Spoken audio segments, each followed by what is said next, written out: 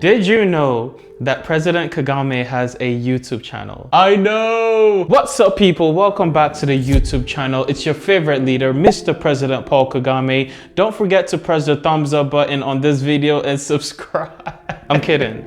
The channel, of course, is under his name, but is not run by him. So, is President Kagame any good for Rwanda? To quantify the effectiveness of someone, we must measure their performance within a time period. And I will go as further as to say that we should also factor in the conditions that were in place prior to the person attaining that position of leadership. To understand the settings that took place to those prior conditions, we have to take a trip to the 19th century. A little after the time of the Berlin Conference, but before the Rwandan genocide. Rwanda was assigned as an annexed colony of Germany, but due to World War I, Germany lost their access to Rwanda. Rwanda was subsequently absorbed as a Belgian colony. To fully understand the conditions of Rwanda prior to the genocide, we must talk about a tactic of colonization that a lot of people are not familiar with. It is called évoluer, a form of proxy control. This is a system in which an indigenous African is given preferred treatment and a higher role in society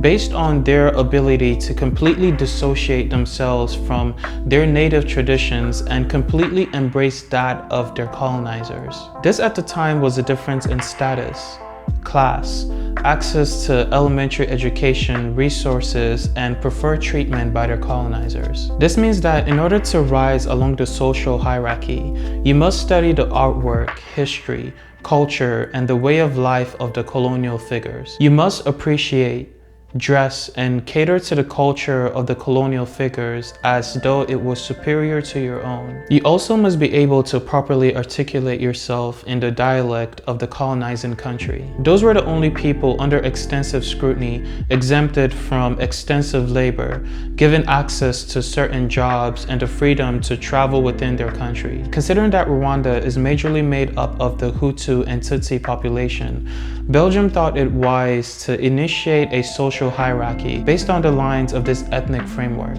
naming the Tutsi a more superior race, smarter and more fit to rule because they are the closest that had resemblance to European features. The Belgians distinguished them based on nose size, height, and other physical quantities. To further solidify this framework, Belgium issued identity cards to identify people based on if they were Hutu or Tutsi. So only the good jobs and primary education went to the Tutsi population. And mind you, the Hutus are 85% of the Rwandan population. This is a structure in which the minority is given precedence over the overwhelming population. So you can see how conflict is bound to play out right after independence. And it did, in an overwhelming way. How's it going, you guys? Hope this video has met you well. I'd like to use this opportunity to bring you all a message from the sponsor of today's video, the thumbs up button. The thumbs up button is a proud sponsor of today's video. By scrolling down and pressing the thumbs up button in our series, I'm joking. If you're enjoying this video and know someone that will gain value from it, sharing this video is amongst the best ways to support this channel. That's it, and back to the video. Fast forward after the Rwandan genocide came a man named Paul Kagame who rebuilt an entire country. Personally, I don't think he gets an inch of the credit that he deserves. In light of the Rwandan genocide, which cost the life of 800,000 people, his achievements is nothing short of a miracle. I hope you can give me the chance to put things into perspective. Within 100 days, nearly 1 million people were killed. This is a rate of approximately 10,000 people a day, whilst the world stood still and watched. What a shame. Shame to every African country who stood by the sidelines and did nothing. We cannot afford the cost of disunity. The Rwandan genocide came to an end when the Rwandan Patriotic Front, led by a refugee called Paul Kagame, took over the country. More than anything, Paul Kagame was able to bridge the gap of ethnical barriers by bringing these two groups together to both play a part in rebuilding the country. That is nothing short of a miracle. President Kagame inherited a country with no functioning institutions, a dismantled population, a population without unity. Rwandan's history is not that different from a lot of African countries, where post-independence came civil war, and a lot of African countries are still facing the consequences of that time period. period. But something different is happening in Rwanda. The story of Rwanda is a symbol of African pride. It is a template every African country should follow. Despite the chaos of the genocide, Rwandans have found peace in their differences, and this is a template every African country should follow. We need a leadership that will set the stage for the entire country, and that is something that is lacking.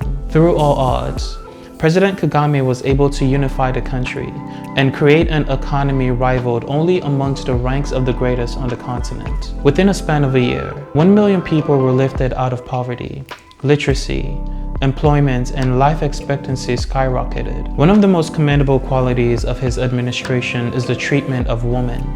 Women are the backbone of everything, and I have a huge admiration for anyone who looks out for women's rights. Gender equality in Rwanda was not proposed out of protest, but from the initiative of one man. President Kagame proposed that 30% of parliamentary seats be reserved for women. And as of today, 50% of the cabinet and Supreme Court judges are held by women. Rwanda leads the world in gender equality, and every African country should follow in this footprint. Women in Rwanda have managed to rebuild a country out of the crumbles of a war zone. I don't think Rwanda's success is by coincidence. All this being said, President Kagame's tenure has been met with a series of controversies. From conflict with neighboring countries like Congo, to jailed journalists, to the questioning of the legitimacy of the election process. With an outstanding resume like his, I have to admit that accusations from his detractors is one that could potentially stain his legacy.